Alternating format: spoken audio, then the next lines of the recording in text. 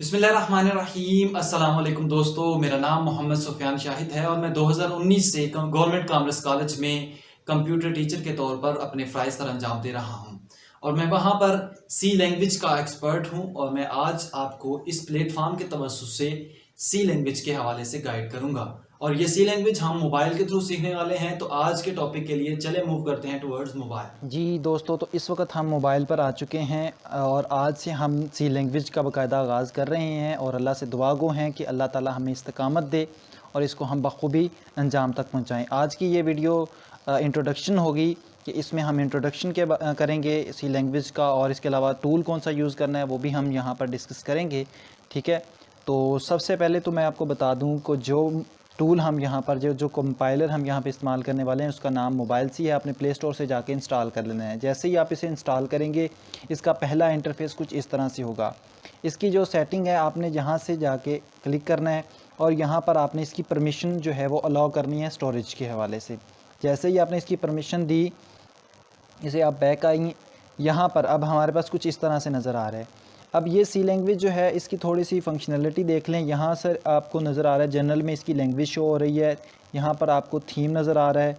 ठीक है, और यहाँ पर थीम आप चेंज भी कर सकते हैं, कोई भी कलर आपको अच्छा लगता है वो कलर आप कर सकते हैं। ठीक है, डार्क में आ गया, ये देखें ग्रे में आ गया, जैसे आपको इजी लगे, जो आपकी आई साइट के लिए इजी हो। मुख्तलिफ़ कलर्स लोगों को मुख्तलिफ़ कलर जो हैं वो पसंद होते हैं। सो जो कलर आप यहाँ से करना चाहते हैं वो आप कर सकते हैं। ठीक है, लाइक ये हमने कर दिया। अब इसी को आगे फॉरवर्ड करते हैं।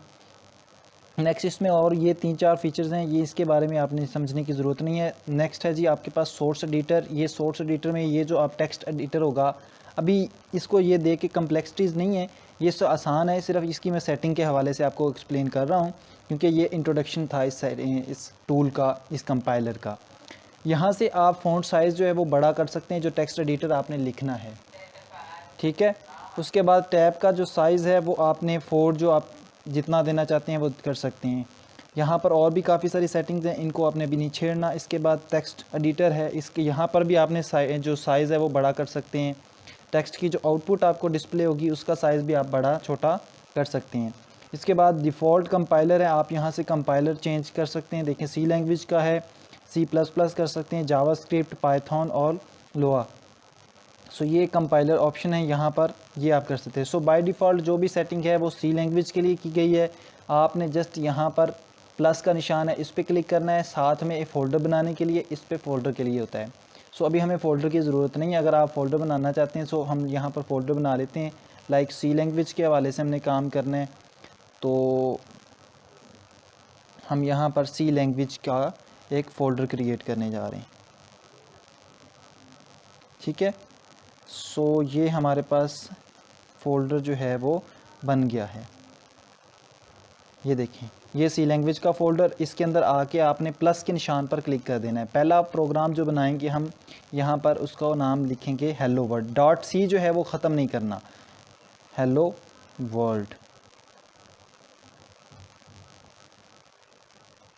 चले, इसके बाद आपने यहाँ पर प्रोग्रामिंग बाकायदा लिखनी शुरू करनी है। जो भी वहाँ पर आपके पास जो तरीक़ाकार दिया गया है सी लैंग्वेज को लिखने का, जो सिंटैक्स है वो यहाँ से हम राइट करेंगे। ठीक है, सो यहाँ से हैश और यहाँ पर इंक्लूड IN, ये आ गया इंक्लूड। इसमें आप इसकी लाइब्रेरी stdio.h,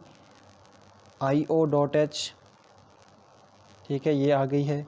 अच्छा, इसमें आपने ये ध्यान रखना है कि यहाँ पर जो वाइड है, जैसे हम वाइड मेन इस्तेमाल कर रहे हैं वो टर्बो के अंदर वाइड मेन इस्तेमाल होता है, यहाँ पर आप इंट इस्तेमाल करेंगे। ठीक है, इंट मेन, यहाँ पर आपका इंट मेन होगा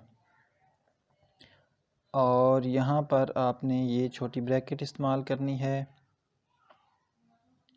ये इस तरह से।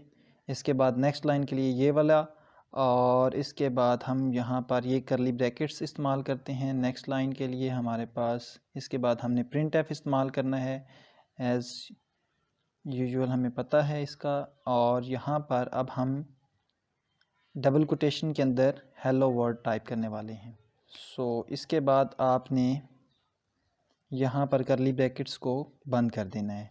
इसके बाद आपने जब ये प्रोग्राम कंप्लीट हो जाता है उसके बाद आपने इस पे क्लिक करके प्रोग्राम को रन करवाना है। तो ये देखिए हमारे पास प्रोग्राम रन हो गया है। ये बेसिकली एक सॉफ्टवेयर जिसमें हम आगे भी एडवांस में काम करेंगे। आज के लिए इतना ही। इंशाल्लाह अपनी नई वीडियो के अंदर इसकी एक एक चीज़ को प्री डिफ़ाइन जो है वो हम मेन फंक्शन क्या है, इसके बाद ये प्रिंट एफ क्या है, स्कैन एफ क्या है, इसकी डिटेल के साथ हम बात करेंगे। अल्लाह हाफिज़।